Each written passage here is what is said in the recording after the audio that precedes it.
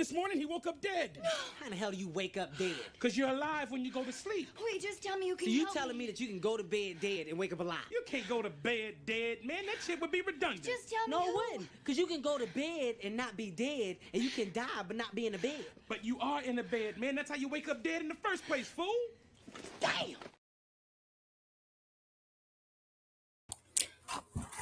So Matthew 22 is a tidbit here. Why does the narrative regarding the resurrection is a new context there right in the text. It says, and the Sadducees who didn't believe in the resurrection of the dead confronted Jesus, trying to trap him and show the absurdity of the idea of a resurrection of the dead by posing their 7 brothers, no children, whose wife would she be in the resurrection? Doesn't even make sense, basically. They're not really inquiring per se, right? They're trying to make him look foolish. And he tells them, he ends up telling them, there's other issues in the text we could talk about, but people hear what he says, I'm the God of the living, the God of Abraham, Isaac, and Jacob. I'm the God of the living, not the God of the dead. You guys err not knowing the scriptures. Don't you know he's the God of the living? Abraham, Isaac, and Jacob? So people hear that and they think, Abraham, Isaac, and Jacob aren't dead. No one really dies, apparently, or something like that. No, biblically speaking, they've died. Death and life are not the same thing in the Bible. They're polar opposites. See, that's why there's people who are saved called the dead in Christ, because they're dead. There's a resurrection to make them alive again. Using, if the biblical is self-consistent, in other words, that is when it's talking literally, or not figuratively, say that, not figuratively about a truth. What do you do with that? Jesus says Lazarus is asleep. No, he's dead, dude. He's dead. It means he stopped being alive. And the beautiful thing is that he is the resurrection and the life. So he's going to wake him.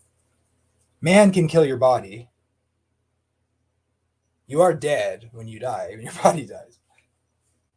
But you're not annihilated. God can bring you back to life.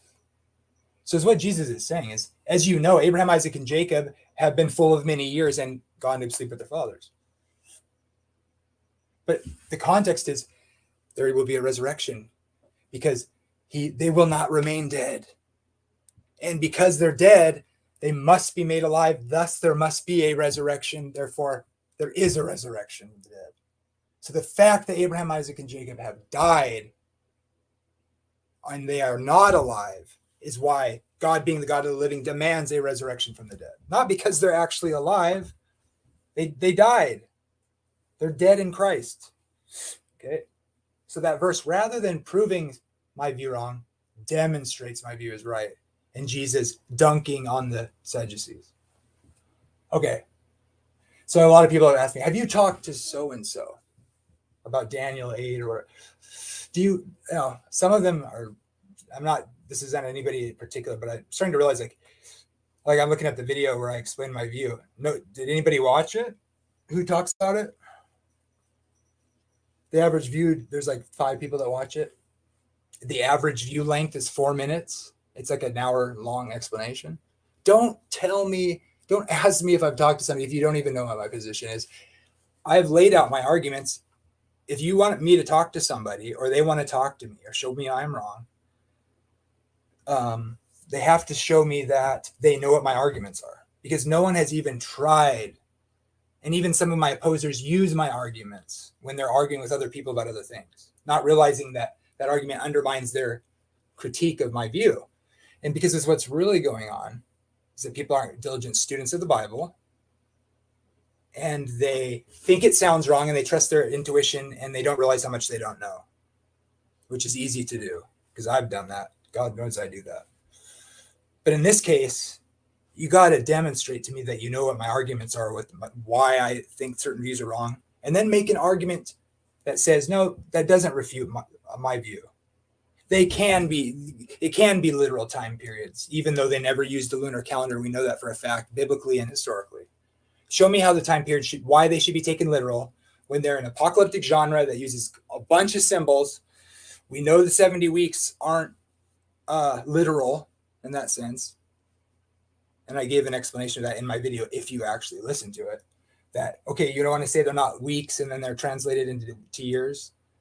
I get that. That there's an argument to be made there. But even when you go, well, what's it based on? How are they years? Well, because you go to Leviticus 25. What's there? Yearly feasts. I explain why that's still associated very heavily with the day for a year idea in my video. Another reason that's associated with a day for a year sort of thinking is because all those cycles are based off of the established weekly cycle in Genesis 2. That sets the pattern. That's the mandate. That's the pre-sin in the world pattern God sets up as an ordinance in the creation before sin even comes. So that is the standard and pattern set forth by God in a perfect world when he rested. That pattern is used in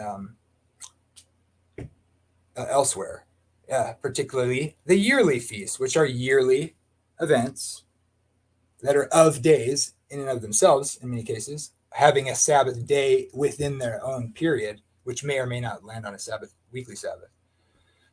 But they're a feast, they're a holiday that is celebrated for however many days it's celebrated. They're different lengths, which some have Sabbath days of rest in them that are like a regular weekly Sabbath, only they don't necessarily fall on a seventh day of the week, but they are a day of rest in a yearly festival, meaning they occur once per year. They're celebrated once per year.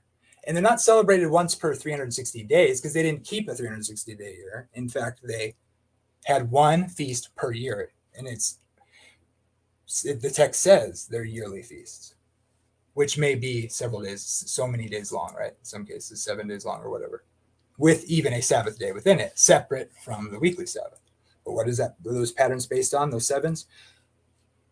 They're Sabbaths and they're yearly Sabbaths. And the patterns of sevens and sabbatical rest cycles for the yearly Sabbaths is obviously based off of the original Sabbath, which, by the way, is a day once a week. The festivals based on them are yearly festivals. So